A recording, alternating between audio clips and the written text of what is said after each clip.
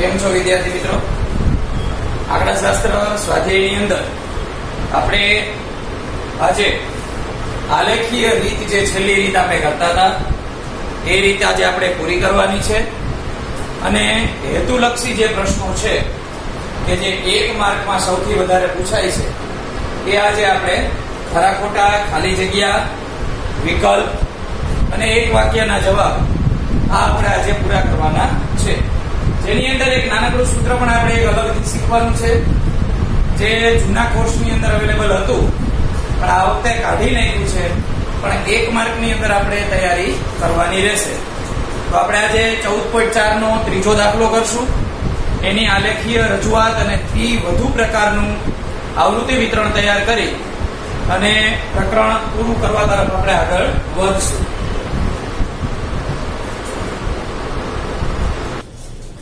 તો સૌથી પહેલા આપણે એની જે રકમ આપેલી છે એનો અભ્યાસ કરી લઈએ. તો રકમની અંદર જોઈએ તો પેજ નંબર 256, દાખલા નંબર 3. નીચેનું કોષ્ટક એક ગામના 100 ખેતરોમાં પ્રતિ હેક્ટર ઘઉંનું ઉત્પાદન દર્શાવે છે. તો 1 હેક્ટરની અંદર કુલ કેટલું ઉત્પાદન થયું છે એની માહિતી ઘઉંને ધ્યાનમાં લઈ અને આપણને કોષ્ટક આપ્યું છે. 50 થી 55 હેક્ટર થયું હોય એવા ખેતરો 2 મળ્યા છે, 55 થી 60 માં 8 મળેલ છે. આ રીતે આપણને આખી ડિટેલ આપેલી છે. આગળ જોઈએ તો એમ લખ્યું છે આ આવૃત્તિ વિતરણને થી વધારે પ્રકારના વિતરણમાં પરિવર્તિત કરો અને તેનો ઓજીવ દોરો. અત્યાર સુધી આપણે 2 દાખલા એક્સ્ટ્રા કરેલા હતા એમાં આપણે થી ઓછા પ્રકારનું આવૃત્તિ વિતરણ શીખ્યા હતા. હવે અહીંયા આગળ થી વધુ પ્રકારનું જે છે એ આવૃત્તિ વિતરણ આપણે આજે પહેલી વાર કરશું. એક જ દાખલો આપેલો છે અને રીતની અંદર પ્રેક્ટિસ માટે હું તમને એક દાખલો આપીશ. તો સૌથી પહેલા આપણે એની રકમ લખી લઈએ. ઉત્પાદન ક્ષમતા કિગ્રા અથવા તો હેક્ટરમાં. આ ઉત્પાદન ક્ષમતા કિગ્રા અથવા હેક્ટરમાં. બાજુમાં આપણને લખ્યું છે ખેતરોની સંખ્યા. તો અહીંયા આપણે લખશું ખેતરોની સંખ્યા. ત્યાર પછી ડિટેલ આપણે આગળ જોઈએ તો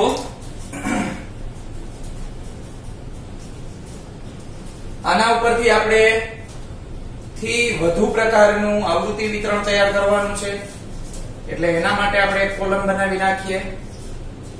થી વધુ પ્રકારનું આવૃત્તિ વિતરણ અહીંયા આવશે તો એની બાજુમાં આવશે સંચય આવૃત્તિ.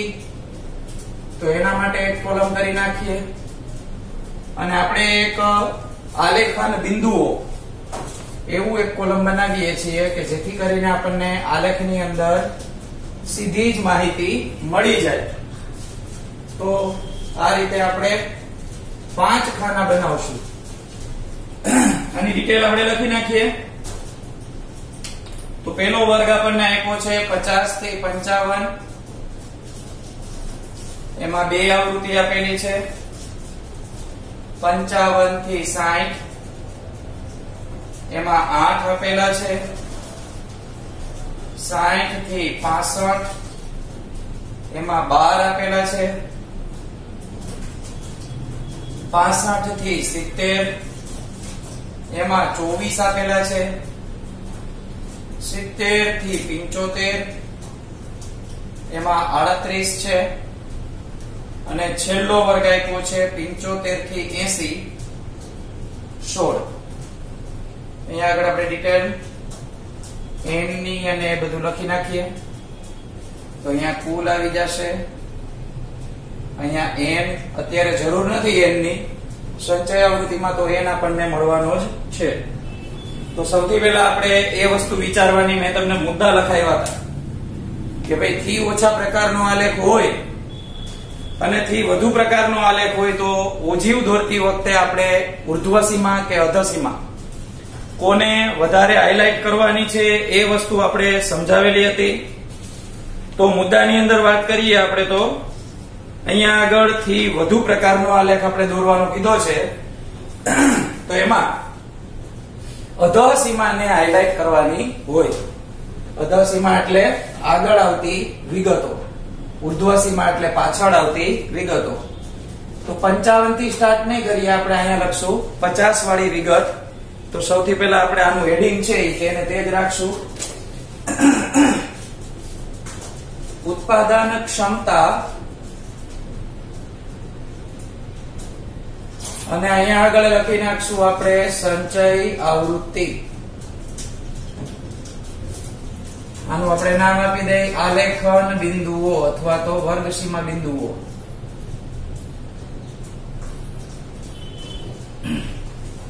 ચાલો, તો સૌથી પહેલા આપણે પેલી વિગત જેવી રીતે થી ઓછા એવી રીતે લખતા હતા એવી રીતે આપણે આમાં એક શબ્દ વધારા થશે. 50 કે તેનાથી વધુ. 50 કે તેનાથી વધુ આ રીતે ડિટેલ લખવાની થશે. પછી આપણે ક્રમશઃ ઉર્ધ્વ સીમા લેતા જાય તો 55 કે તેથી વધુ, 60 કે તેથી વધુ, 65 કે તેથી વધુ, 70 કે તેથી વધુ, 75 કે તેથી વધુ. હવે અહીંયા આગળ આપણે પ્રેક્ટિકલ કેવી રીતે વિચારવાનું છે, જેવી રીતે ઓમાં પણ હું તમને ઉદાહરણ આપતો થી ઓછા વાળા દાખલામાં કે ભાઈ થી ઓછા વાળો દાખલો હોય તો એની અંદર આપણે વિગત આ રીતે કરતા કે થી ઓછા છે તો ક્લાસમાં જ આપણે ઉદાહરણ આપ્યું હતું કે ભાઈ ચાલો 30 થી ઓછા માર્ક કેટલા ને છે તો આખો ક્લાસ હાથ ઊંચો કરે. પછી આપણે કહીએ 25 થી ઓછા કેટલા છે તો જે 25 થી 30 ની વચ્ચે હશે એ લોકો પોતાનો હાથ નીચે કરી દેશે. તો આ રીતે આખી વિગત છે એ બનતી જાય. તો અહીંયા આપણે એવી રીતે પ્રશ્ન કરવાનો છે કે ભાઈ 50 થી વધારે કેટલા ખેતરો આપણને જોવા મળે છે કે જેમાં કિગ્રા પ્રતિ દીઠ હેક્ટર આપણને ઉત્પાદન મળ્યું. તો 50 થી ઉપર બધા છે, ટોટલ બધા એકો એક જે છે ઈ 50 થી ઉપર જ છે. એટલે આપણે આનો પહેલા સરવાળો કરી લઈએ કે ભાઈ 8 ને 2 10, 10 ને 2 12, 12 ને 4 16, 16 ને 6 22 ને 8 30, વધી 3 4 5 6 7 8 9 અને 10. તો ટોટલ આપણને 100 ખેતર મળે છે. તો ફરીથી બોલું છું, 50 થી વધુ ઉત્પાદન મેળવ્યું એવા બધા ખેતરો લઈ લેવા પડશે એટલે પેલી સંચય આવૃત્તિ આપણને મળે 100. હવે આપણે 55 થી વધુ એવો પ્રશ્ન પૂછશું. તો જેવા આપણે 55 થી વધારે એવો પ્રશ્ન આપણે કરશું તો એની અંદર તમને બે ખેતરો ઓછા જોવા મળે, કારણ કે આ લોકો છે એ 55 થી વધુમાં ગણાય નહીં. તો 100 મેળ્યા હતા એમાંથી 2 કાઢી નાખશું તો આપણને મળશે 98. 98 પછી આપણે આગળ વિગત પૂછીએ તો એમાં આમાંથી આ બાદ, કારણ કે આપણને પેટર્ન ખબર પડી ગઈ, કુલ 100 લીધા તેમાંથી 2 બાદ કર્યા એટલે આપણને 98 મળ્યા. હવે 98 માંથી આપણે કેટલા બાદ કરશું? 8. તો 90 મળશે. 90 માંથી આપણે કરવાના થશે 12 બાદ બાકી. તો 90 માંથી 10 જાય તો 80 અને 80 માંથી 2 જશે તો આપણને મળશે 78. 78 માંથી આપણે 24 બાદ કરવાના છે તો 8 માંથી 4 જાય તો 4 મળે. 7 માંથી 2 બાદ કરશું તો 5 મળશે. 54 છે એમાંથી 38 બાદ કરવાના છે તો 54 માંથી 38 કાઢી નાખીએ આપણે. 14 માંથી 8 જશે તો આપણને મળશે 6. 4 માંથી 3 બાદ કરશું તો 1 મળશે. તો 16 આપણને મળેલા છે. એટલે કે આ છેલ્લી આવૃત્તિ છે એ પાછી અહીંયા આગળ આપણને મળી જાય. હકીકતમાં આમાં જોશો તો એક આખી ઊંધી પેટર્ન બની છે. આપણે બધા મધ્યસ્થના દાખલામાં એવું કરતા કે પેલા 2 ના 2 એમનેમ આવે, 2 માં 8 ઉમેરીએ તો 10 આવે, 10 માં 12 ઉમેરીએ તો 22 આવે. એવી રીતે આપણે નીચે નીચે પ્લસ કરતા જતા હતા. અહીંયા કેવું થયું? 16 ના 16, 16 માં પાછા આપણે 38 નાખ્યા, 54 આવ્યા, 54 માં 24 નાખ્યા, 78 આવ્યા, જે તમને સમજૂતી યાદ રહે એ રીતે તમે કરી શકો. નીચેથી ઉપર તરફ જાશો તોય ચાલશે, તો પ્લસ કરતા જવાના. ઉપરથી નીચે તરફ આવો તો તમારે 100 છે એ મૂળ આવૃત્તિ પેલા મુખ્ય લઈ લેવાની, એમાંથી ને એક એક આવૃત્તિ બાદ કરતા જાશો એટલે સંચય આવૃત્તિ મળતી જશે. ત્યાર પછી આપણે વાત કરીએ તો આપણે આવૃત્તિ વિતરણની અંદર પરિવર્તન કરવાનું કીધું છે એટલે આપણે પરિવર્તન કરી નાખ્યું. એક ઓજાયુ દોરવાની વાત કરી છે, તો ઓજાયુ માટે આપણે આલેખન બિંદુઓનો ઉપયોગ કરશું. તો આલેખન બિંદુમાં આપણે જે બનાવ્યું છે એમાંથી જ લેવાના થાય. થી ઓછા એટલે અધા સીમાને હાઇલાઇટ કરવાની, તો 50 અને 100 આ આપણું પહેલું આલેખન બિંદુ થાય. બીજું છે 55 અને 98, 60 અને 90, 65 અને 78, 70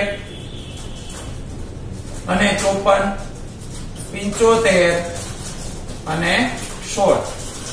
તો આ રીતે આપણને જે કોષ્ટક બનાવવાની વાત કરી હતી એ આપણે પૂરી કરી.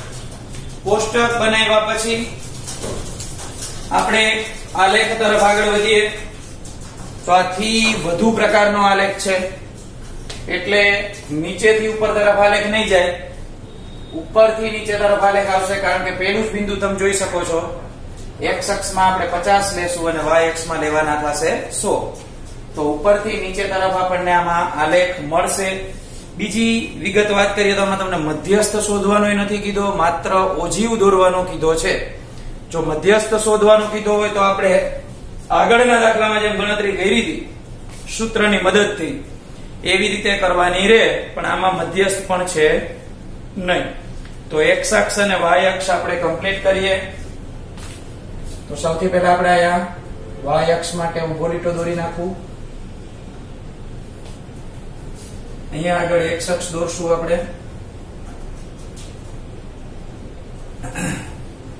આ x ડેશ, અહીંયા 0, અહીંયા નીચે y ડેશ, અહીંયા y અક્ષ. હવે x અક્ષ ઉપર આપણે આટલી વિગતો લેવાની છે 5-5 ના ગેપમાં. તો શરૂ 0 પછી સીધું જ 50 થી થાય છે. તો 0 પછી 50 થાય છે એટલે આપણે આમાં યાદ રાખવાનું છે શું દોરવું પડશે, તો કે જે ઓલો ખાંચો દોરવાનો હોય એ આપણે દોરવાનો રહે. સૌથી પહેલા એ ખાંચો આપણે કમ્પ્લીટ કરી નાખીએ એટલે ભૂલ ના થાય. અહીંયા આગળ જે પેલો તમારે આલેખનું બોક્સ આવતું હોય ત્યાં આગળ તમારે ખાંચો બનાવી નાખવાનો, એટલે પેલા બોક્સની અંદર બની ગયો. હવે આપણે 50 થી શરૂ કરીએ. તો અહીંયા હું લખું છું 50, પછી આગળ વધીએ ક્રમશઃ 55, પછી આવશે 60, 65, 70 અને 75. તો આ રીતે આપણે x અક્ષનું કામ પૂરું કર્યું. હવે આ આપણે દર્શાવી છે અધઃ સીમાઓ. તો ત્યાં આગળ લખી નાખીએ કે ભાઈ આ x અક્ષ ઉપર અધઃ સીમાઓ લખેલી છે. એવી જ રીતે y અક્ષ ઉપર આવશે સંચય આવૃત્તિ. તો ત્યાં પણ ડિટેલ આપણે આપી દઈએ, સંચય આવૃત્તિ. સંચય આવૃત્તિની વાત કરીએ આપણે તો સૌથી નાનામાં નાની સંચય આવૃત્તિ આપણને 16 મળે છે. સૌથી મોટી આવૃત્તિ છે એ આપણને મળે છે 100. તો ત્યાં આગળ આપણે ગેપ રાખવા માટે 5-5 નો જ ગેપ રાખશું એટલે પ્રમાણમાં અહીંયા આપણે સરળતાથી લખી શકીએ. તો 5 થી 100 સુધી આપણે ઉપર સંભાળવાનું છે. તો ચાલો અહીંયા લખતા જઈએ. આ 5, 10 તમે આલેખની અંદર કરશો એટલે તમને ચોક્કસ માપ મળશે. કારણ કે મારે અહીંયા જેટલો ગેપ આપ્યો છે એટલો ગેપ હું અહીંયા વધારે આપીશ તો ઉપર 100 સુધી સમાવવાની શક્યતા ઓછી છે. એટલે તમે આલેખની અંદર જ કમ્પ્લીટ કરજો જેથી કરીને ચોક્કસ પ્રમાણમાં તમને માપ બધું મળે. ત્યાર પછી અહીંયા 15, 20, 25, 30, 35, 40, 45, 50, 55, 60, 65, 70, 75, 80, 85 સુધીમાં જો આટલું ઓછું માપ લીધું છે તોય છતાં અહીંયા સમાવાની તકલીફ છે થોડીક, એટલે આપણે એને હજી થોડું ખેંચી શકાય એટલું ખેંચીએ. પર દિવાલમાં આપણે નહીં જવા દઈએ, ખાલી આટલું જ રાખીએ. લગભગ હવે આમાં હમાઈ જશે. તો 85 પછી અહીંયા લખશું આપણે 90, 95 અને અહીંયા આગળ આવ્યા 100. બહુ કટોકટીમાં પૂરું થયું, બહુ નીચે નથી લખ્યું, એટલા માટે આપણે ઉપર થોડીક તકલીફ પડી અને 5 નો ગેપ આપણે રાખ્યો છે. અહીંયા આપણે પ્રમાણમાં લખી નાખીએ. તો પ્રમાણ માપ આવશે x અક્ષ તથા y અક્ષ પર બે ના હરખા લીધા એટલે બે એકારે લખી નાખું છું.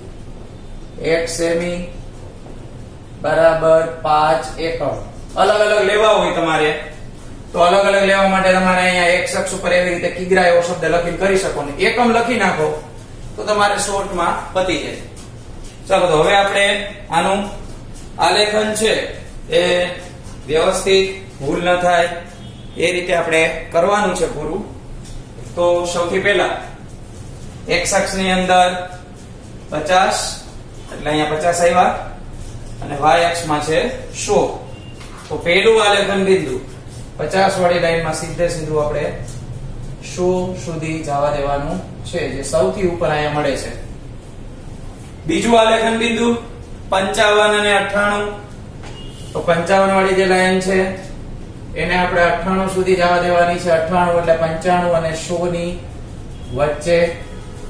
તમારી પાસે આલેખ હશે એટલે તમારે બે ખાના વચ્ચે 5 નો ગેપ હશે તો તમે સરળતાથી માપી શકશો.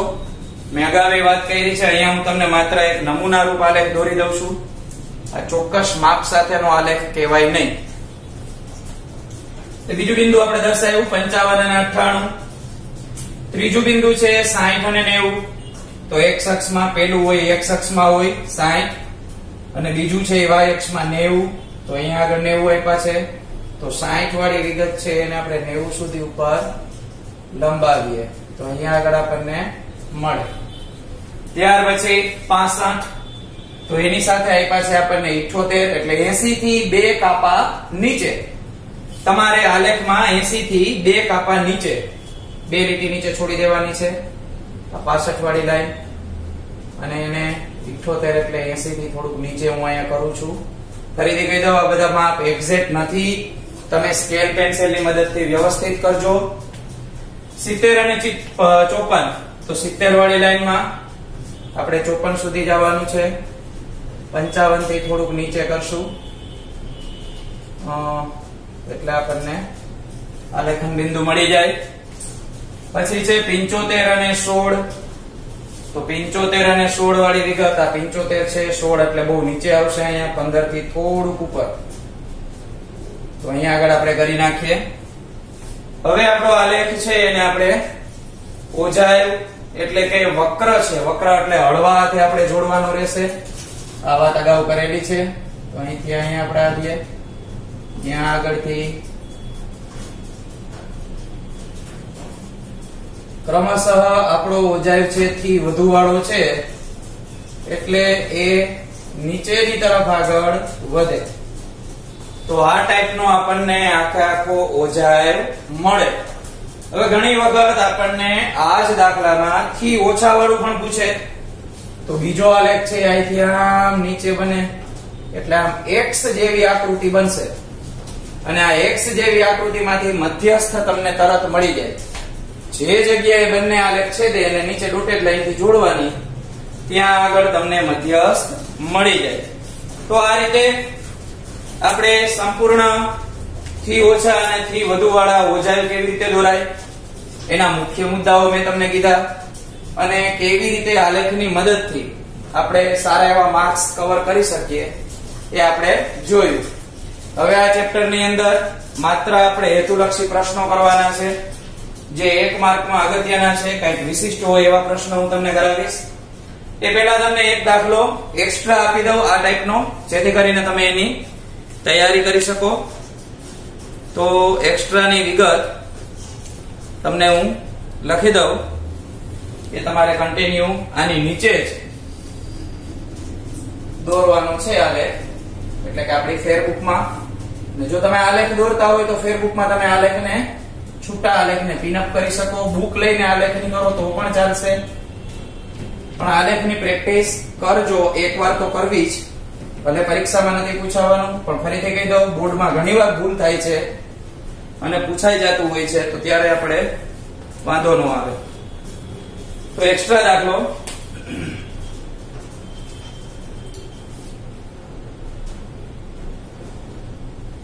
આ એક્સ્ટ્રા દાખલો આપણે લખીએ.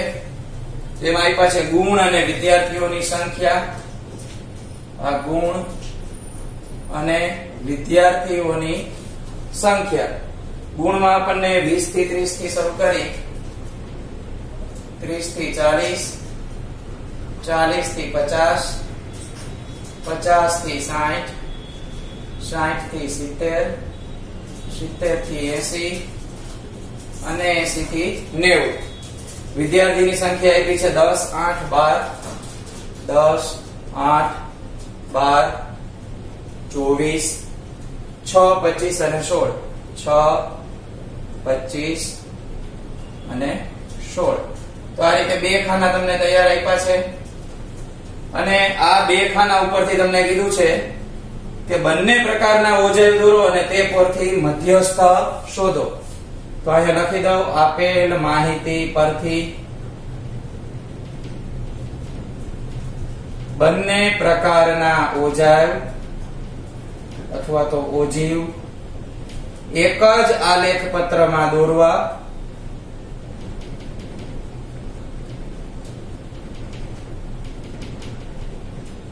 મધ્યસ્થ શોધો. હમણાં મેં વાત કરી એ ટાઈપનો દાખલો છે.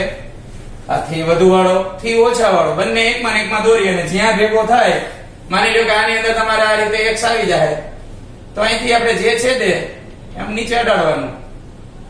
અહીંયા આડ્યું તો 70 થી આગળ આવ્યું તો 68. એવી રીતે મધ્યસ્થ આશરે લખી નાખવાનો. આવો આલેખ થશે. ત્યાં દોરી દીધો નહીં, જૂનો આલેખ ભૂલી જાવ. આની અંદર x જેવી રકમ બનશે અને એ પ્રમાણે તમને આલેખની વિગત મળશે. તો અહીં સુધી રાખીએ. નેક્સ્ટ લેક્ચરમાં આપણે હેતુલક્ષી કરશું.